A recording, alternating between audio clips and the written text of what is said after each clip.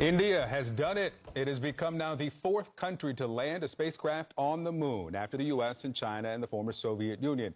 Just moments ago, we're talking just a couple of minutes, the Chandrayaan-3 spacecraft landed on the lunar South Pole. Look at the celebration here.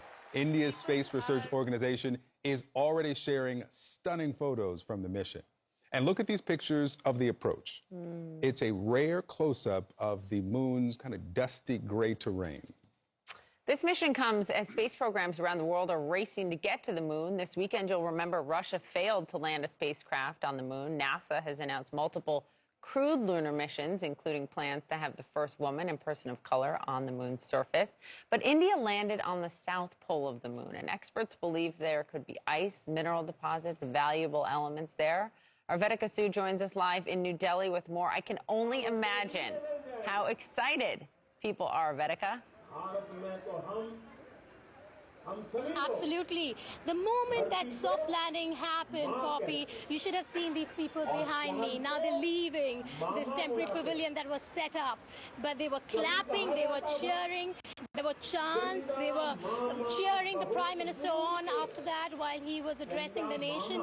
The Indian Prime Minister Narendra Modi is at the BRICS summit in South Africa currently, but he tuned in virtually to watch that moment. And what a moment it was. You could see the emotional scenes inside the Mission Control Center.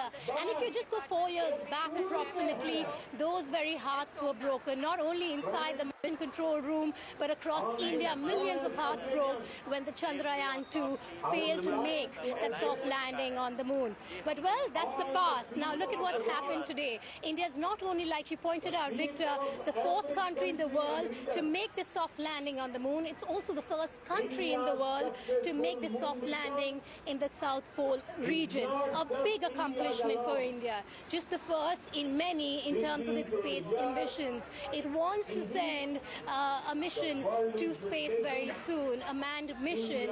It also wants a place in the International Space Center there. So a lot happening at the International Space Station, rather.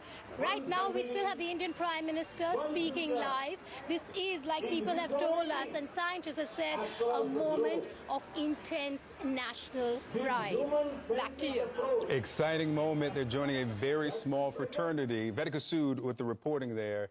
Thank you so much. Let's bring in now Mike Massimino. He's a former NASA astronaut and professor of mechanical engineering at Columbia University. He also has a new book coming out in December called Moonshot, a NASA astronaut's guide to achieving the impossible. Mike, good to have you. Let's start here with the positioning.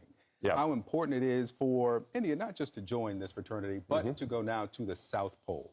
Yeah, so the South Pole's big, Victor, because of ice. There's ice there, so the interest with ice is that it can be possibly made into drinking water to support crews that would go there, astronauts that would go there, and also could be turned into rocket fuel to use the moon as a place to launch to further locations out in the cosmos. So that is the great interest with the South Pole, and no one's been able to land there yet. This is the first time a country has pulled that one off. So this is big news, and looking forward to what they'll find out there. And what are they trying to find out there? Well, if they can find that ice and learn more about it, how it's composed, of what form it's in, where it is exactly, and maybe how they can process it into drinking water and how they can maybe process it into fuel. Also, just the orbital mechanics, the physics of getting to the reason it's so difficult is because it's a difficult place to get to based on the math, the physics, the orbital mechanics. It's harder to get there than it is toward the center of the moon where we've landed previously. So hopefully they'll share all that information. I would expect they would. What the terrain is like, if there's any atmosphere there at all, any traces of any elements there.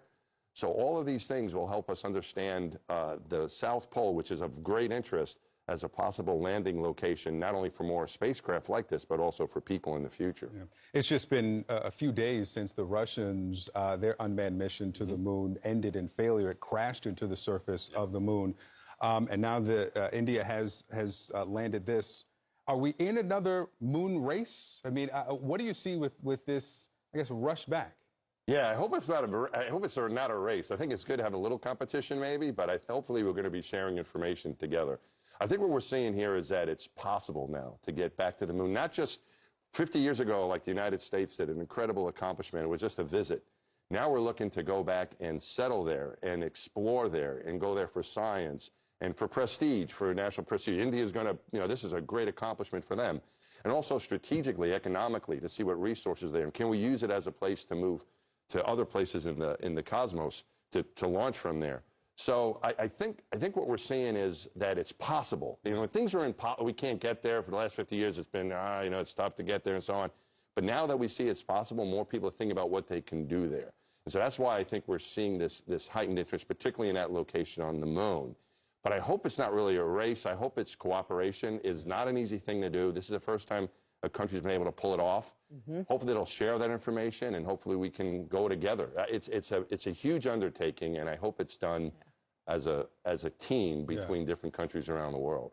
Yeah. Good for India. They should Great celebrate for this India, weekend. yeah. Great Really. for India. Mike, We'll see what happens, too. We'll see what they we will learn be here. watching it. Hopefully everything keeps working. Yes. They got a rover that's Fingers looking around, crossed. so we'll see Great what picture happens. so far. Mike Massimino, thanks so much. My Look pleasure. forward to the book.